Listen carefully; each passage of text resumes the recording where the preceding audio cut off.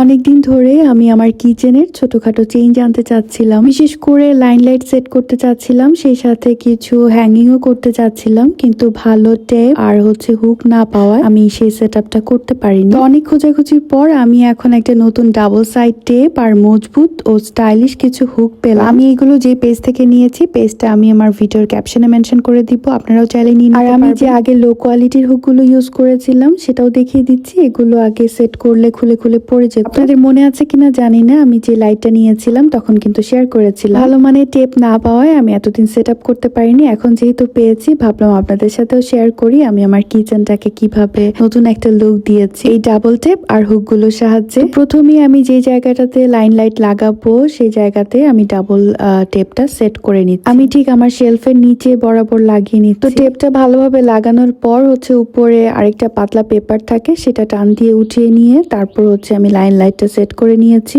ঠিক টেপটার উপরে। দেখেন খুব সহজেই কিন্তু লাইটটা সেট হয়ে গেল। আগে যা সেট করতে পারিনি, এখন খুব সহজেই সেটা করা গেল। এখন আমি এই পাশটাতে কিছু কাপ হ্যাং করব, তার জন্য এই হুকগুলো নিয়ে দেখে নিশ্চয়ই বুঝতে পারছেন আমি কিভাবে এটা লাগাচ্ছি। তাহলে কিন্তু আমি এটা দেয়ালেও সেট করতে পারতাম, তারপর কাপগুলো হ্যাং করে নিতে পারতাম, কিন্তু আমার কাছে মনে হলো যে আমি শেলফের নিচে করি। এখন এটাতে ছোট ছোট কাপ বা মগ হ্যাং করা যাবে। দেখেন কাপগুলো কত সুন্দরভাবে ঝুলিয়ে রাখা যাচ্ছে, দেখতেও সুন্দর আর জায়গাও বাঁচে। বাম পাশটাতেও আমি অন্য স্টাইলের কিছু হুক লাগিয়ে এটাতেও ছোট ছোট কিছু জিনিস হ্যাং করে দিচ্ছি। তো আগে তো কিচেনটা একদম সাদামাটা ছিল, আর এখন ক্লিন ও সুন্দর একটা লুক এসেছে, তাই না? এই টেপ আর হুক দিয়ে শুধু কিচেন না, বাথরুম, বেডরুম, স্টাডি রুম সব জায়গাতে ইউজ করা যাবে। ছোটখাটো ডেকোরেশন থেকে শুরু করে দরকারি জিনিস ঝুলিয়ে রাখার কাজে একদম পারফেক্ট। তো আমার কিচেনের ছোট চেঞ্জটা আপনাদের কাছে কেমন লেগেছে অবশ্যই কমেন্টে জানাবেন। তো আজকে এই পর্যন্তই।